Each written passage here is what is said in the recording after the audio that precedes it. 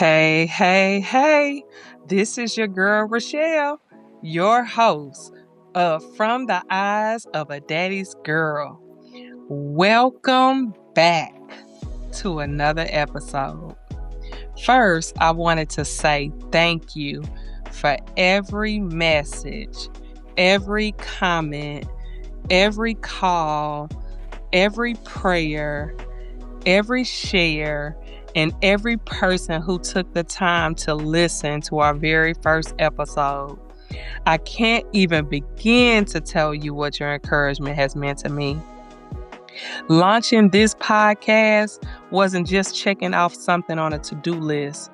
It was saying yes to an assignment that God placed on my heart 2 years ago.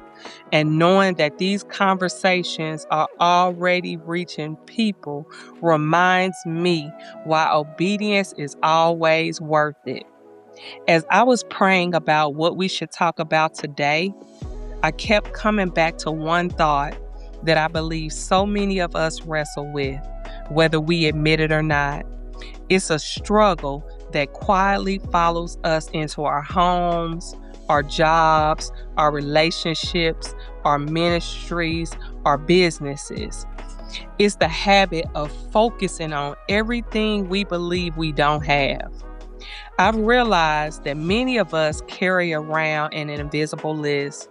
No one else sees it, but we read it every single day. Before we apply for the job, before we write the book, start the business, launch the ministry, step into our purpose, we've already convinced ourselves why we shouldn't do it. We tell ourselves we don't have the experience needed. We don't know enough people. We don't have enough money. We don't have the confidence. We don't even have the right personality, or we don't speak well enough. We don't have the platform somebody else has built. Before we've ever taken the first step, we've already made a decision based off what we believe is missing. The more I thought about that, the more I realized that maybe we've been looking at the wrong list. What if we spent so much time keeping track of what we don't have that we completely overlook everything God has already placed inside of us? Think about how often do we do this without realizing it?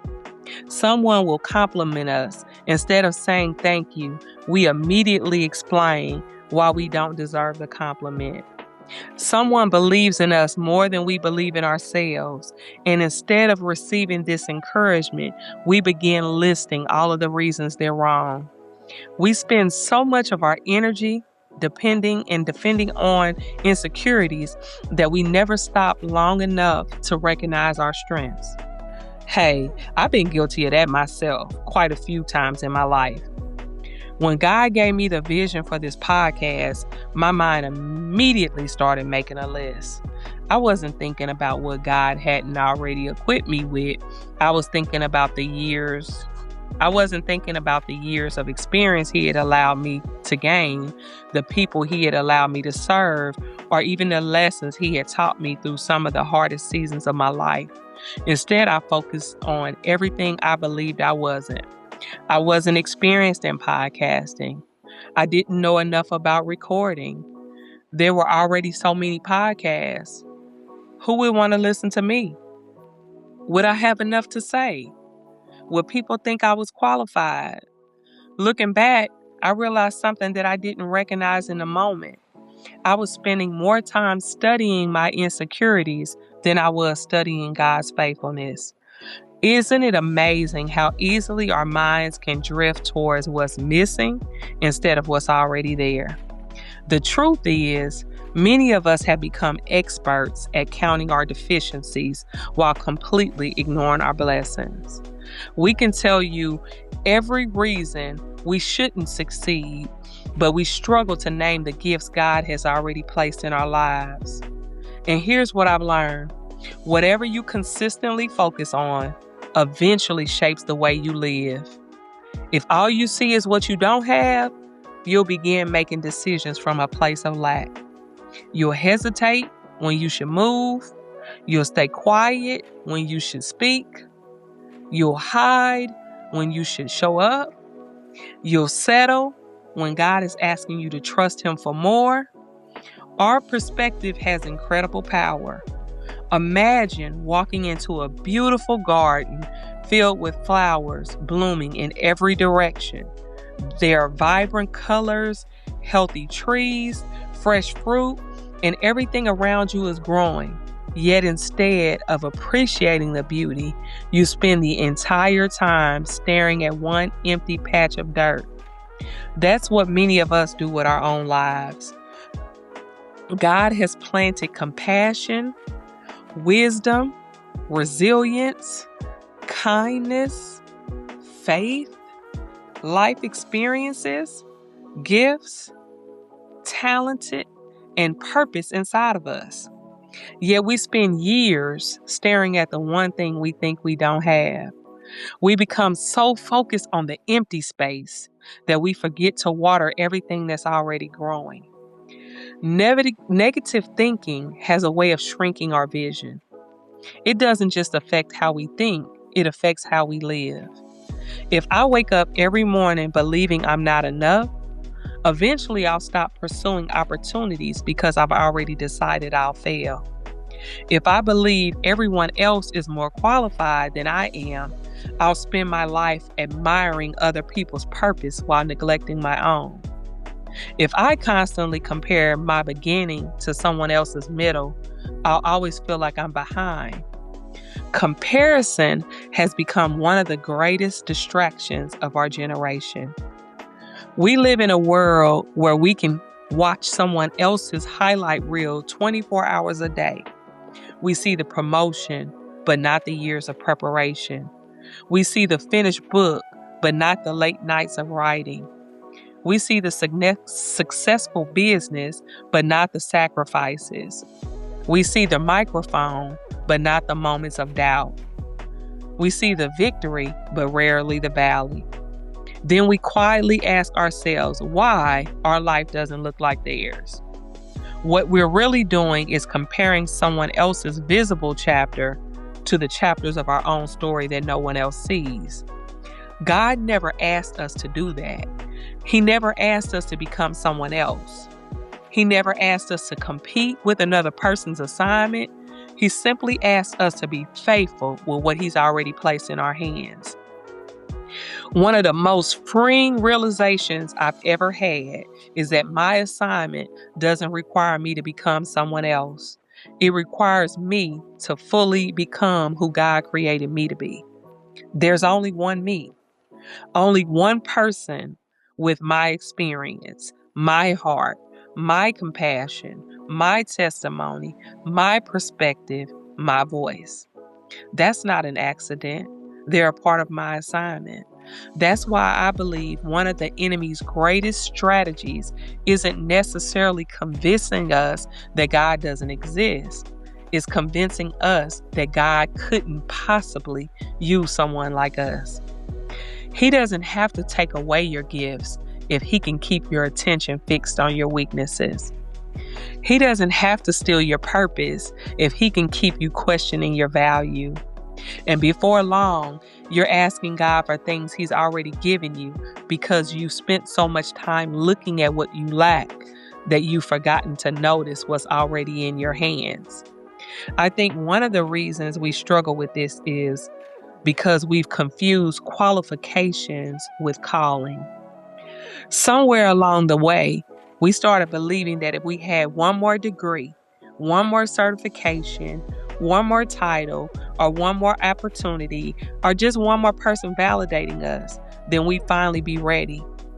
But the more I read scripture, the more I realize God has never been limited by what people lacked. If anything, He has a history of calling people who felt completely unqualified. When God called Moses, Moses didn't see a leader. He saw someone who struggled with speaking. He immediately began explaining to God why someone else should be a better choice. Gideon looked at his family and believed nothing significant could come from where he came from. Jeremiah, he believed he was too young. And Peter, he had his own failures better than anyone else. He knew it. Yet every one of them had something in common. They looked at themselves through the lens of limitations while God looked at them through the lens of purpose.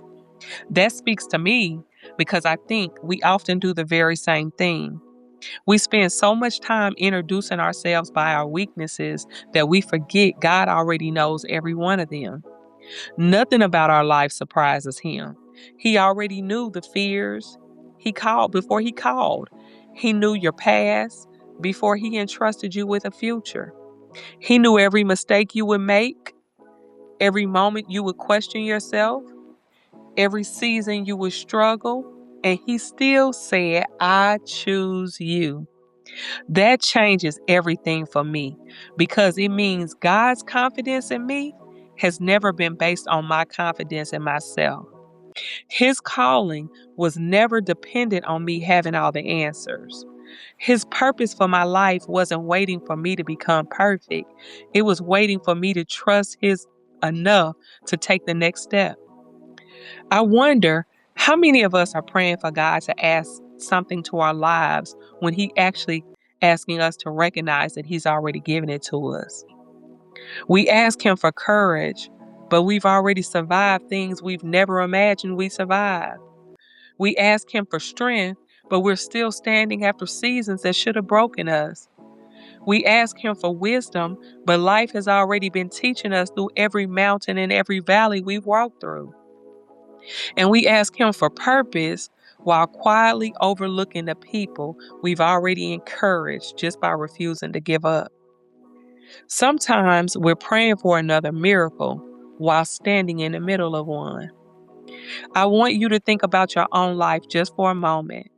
Think about everything you've overcome.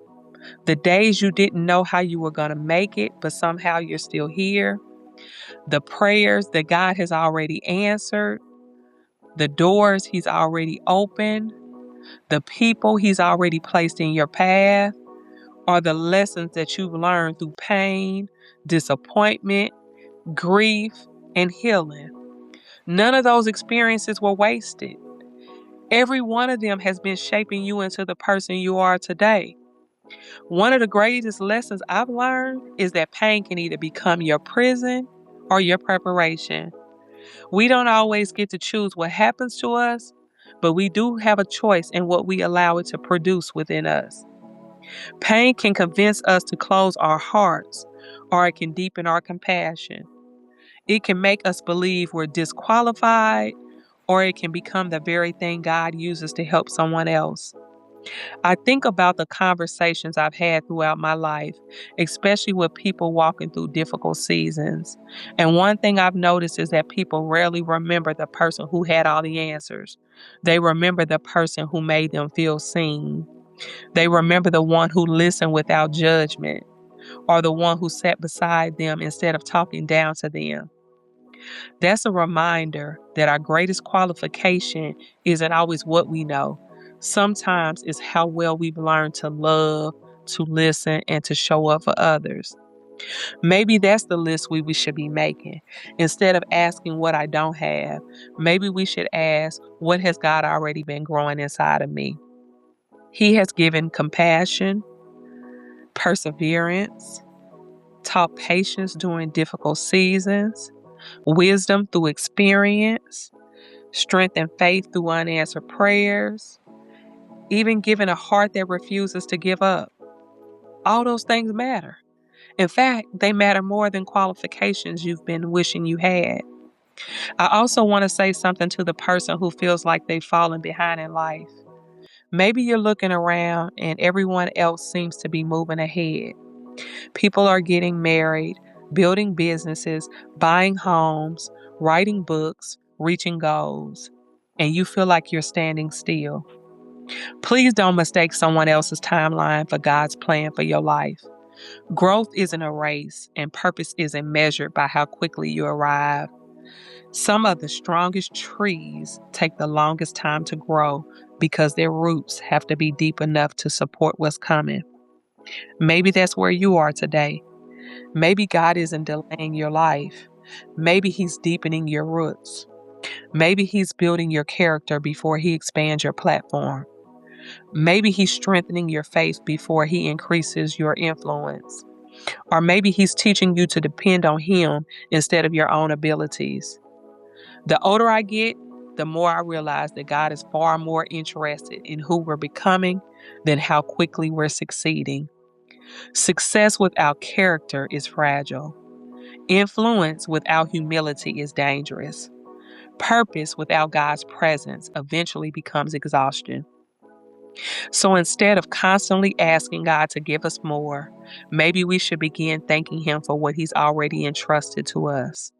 Thank Him for your story, for your resilience, for your voice, for your heart, for your experiences, for the people He's placed in your life, the doors that He's opened and the doors He closed. Because sometimes closed doors are just as much a part of God's protection as open ones. One of the greatest gifts you can give yourself is permission to stop chasing the version of yourself you think everyone else expects and start embracing the person God intentionally created you to be. And there is so much freedom in that. Freedom to grow at your own pace, to learn from your mistakes without allowing them to define you. Freedom to celebrate someone's own success without questioning your own worth. God never created your life to be a copy of someone else's. He gave you your own personality, your own story, your own experience, your own assignments. Somewhere, someone will need to hear your voice in a way that could never receive it from anyone else. The very things you question about yourself may become the very thing God uses to reach someone else.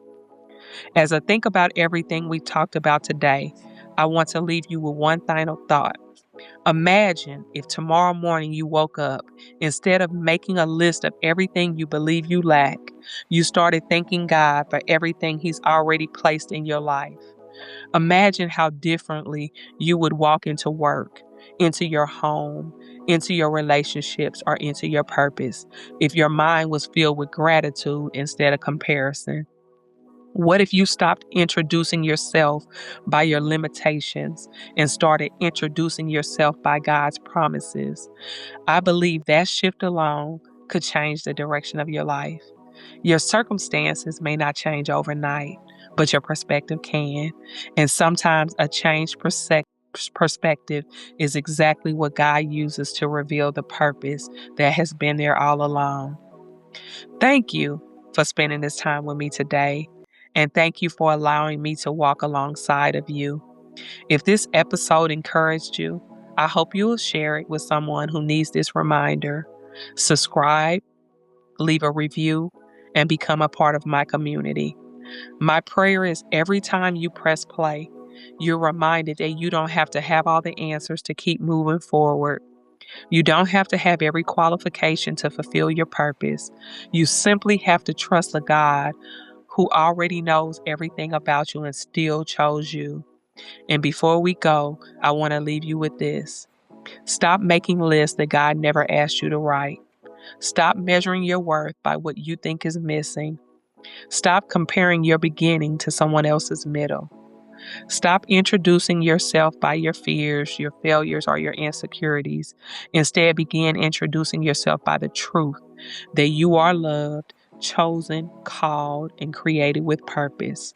When you begin seeing yourself through God's eyes instead of your own doubts, you'll discover that you were never as unqualified as you believed, because God has been preparing you all along. Your story isn't over. Your purpose is still unfolding. So keep healing, keep growing, and keep becoming.